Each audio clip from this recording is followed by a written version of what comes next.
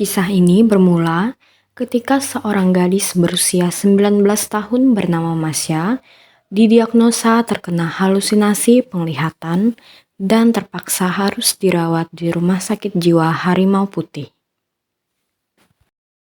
Kejadian itu bermula ketika Masya dipaksa oleh teman-temannya untuk menonton film horor di bioskop. Masya awalnya sangat menolak ajakan teman-temannya itu, karena seumur hidupnya dia sangat menghindari film horor dan tidak pernah berani menontonnya. Masya percaya film tersebut akan membuat dirinya mimpi buruk. Namun, akhirnya Masya menyetujui ajakan dan rayuan temannya itu, dan akhirnya ikut menonton bersama mereka. Ternyata hal ini menimbulkan trauma berat pada Masya, dan sejak itulah keanehan mulai terjadi pada Masya. Awalnya, Masya menjadi sulit tidur di malam hari. Ia mengaku bahwa ia terus-menerus dibayangi oleh sosok seram dan juga bayangan. Tidak hanya sulit tidur, Masya pun mulai bertingkah aneh. Ia tampak ketakutan, seperti melihat sesuatu, padahal tidak ada apa-apa di sana. Masya juga menjadi sering murung dan juga menyendiri.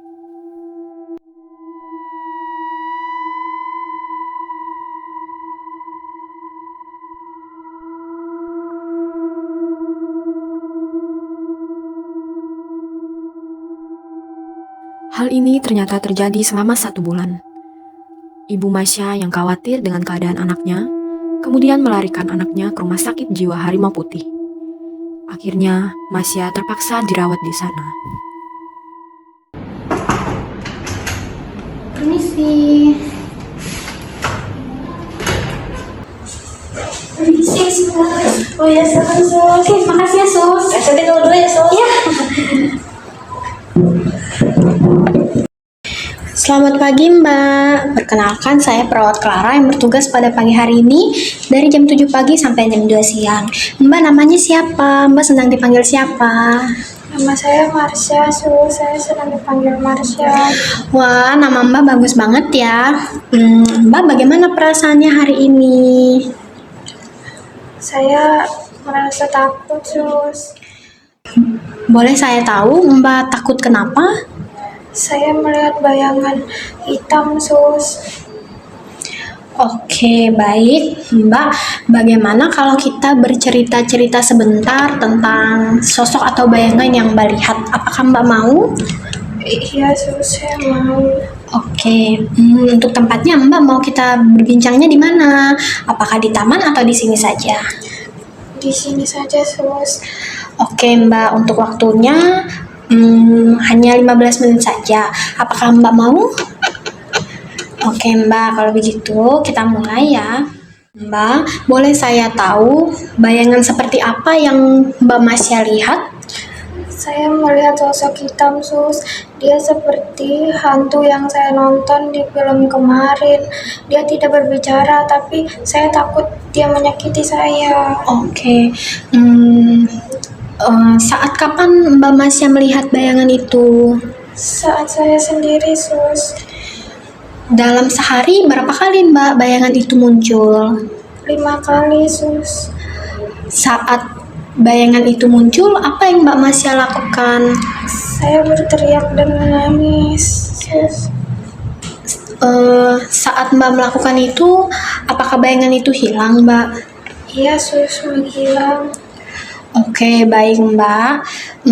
Bagaimana kalau saya ajarkan bagaimana cara untuk mengusir atau mengendalikan jika bayangan atau sosok yang mengganggu Mbak itu muncul? Apakah Mbak mau? Iya, mau. Oke, baik ya Mbak. Jadi Mbak, ada 4 cara untuk mengendalikan bayangan tersebut. Yang pertama, kita bisa melakukan dengan cara menghardik atau mengendalikan. Nah, yang kedua ini Mbak bisa bercerita dengan orang terdekat, misalnya teman Mbak, orang tua, atau orang terdekat lainnya.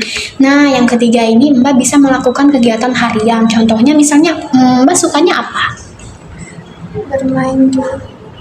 Oke, misalnya Mbak sukanya bermain. Nah, bisa nih Mbak masukkan kegiatan bermain, misalnya bermain bersama teman-teman di kegiatan harian atau berkebun. Nah, lalu yang keempat ini adalah dengan cara minum obat secara teratur. Nah, Mbak, hari ini kita akan belajar satu cara, yaitu cara yang pertama tadi. Caranya itu adalah dengan cara menghardik. Apakah Mbak mau? Oke Mbak, jadi Mbak caranya itu adalah ketika bayangan itu muncul, Mbak bisa katakan, pergi kamu, kamu tidak nyata, kamu hanya bayangan, saya tidak ingin melihat kamu. Nah begitu ya Mbak caranya. Nah sekarang Mbak, saya akan contohkan terlebih dahulu bagaimana caranya. Oke Mbak, jadi saya akan contohkan caranya. Jadi ketika bayangan itu muncul, Mbak bisa langsung katakan, pergi kamu, kamu tidak nyata, kamu hanya bayangan, saya tidak ingin melihat kamu. Seperti itu ya Mbak. Oke Mbak, sekarang giliran Mbak Masya melakukan kegiatan yang sudah kita pelajari tadi. Tapi saya takut, Sus. Nggak apa-apa Mbak, karena saya di sini mendampingi Mbak, jadi Mbak tidak perlu merasa takut ya. Oke, silakan giliran Mbak Masya melakukannya. Pergi, kamu tidak nyata. Kamu hanya bayangan. Oke, bagus Mbak Masya. Sekali lagi Mbak. Pergi, kamu tidak nyata. Kamu hanya bayangan. Wah, bagus ya. Akhirnya Mbak Masya sudah bisa melakukan kegiatan untuk menghardik sosok atau bayangan tersebut. Saya bangga Mbak, akhirnya Mbak bisa melakukannya. Oke, baik Mbak Masya. Bagaimana tadi perasaannya setelah kita lakukan kegiatan untuk mengendalikan sosok atau bayangan tadi? Saya merasa agak lega, Sus. Wah, baguslah kalau misalnya Mbak Masya sudah lumayan lega. Saya turut bahagia Mbak jika Mbak merasakan seperti itu. Oke Mbak Masya, besok kita akan melakukan kegiatan kedua, yaitu dengan cara berbincang-bincang dengan orang terdekat. Untuk tempatnya Mbak mau di mana? Di sini saja, Sus. Oke, untuk waktunya Mbak mau kita berapa lama? 20 menit saja, Sus. Oke, baik Mbak.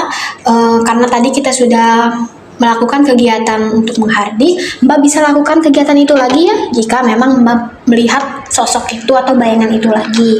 Misalnya di rumah Mbak merasakan seperti itu, atau di sini mungkin Mbak melihat kembali bayangan itu, Mbak bisa lakukan kegiatan yang sudah kita pelajari tadi ya Mbak. Oke Mbak, kalau begitu jika misalnya Mbak butuh saya, nanti silahkan tekan bel yang ada di dekat tempat tidur Mbak. Nanti saya atau rekan saya akan datang untuk menemui Mbak. Oke? Yes, Oke Mbak, kalau begitu saya perawat Clara pamit undur diri. Terima kasih. Sus. Akhirnya, setelah dilakukan perawatan selama 6 hari, Masya diperbolehkan untuk pulang. Setelah dilakukan pemeriksaan, Masya mengatakan sudah tidak melihat bayangan lagi. Masya juga tampak lebih bahagia dan tidak murung lagi.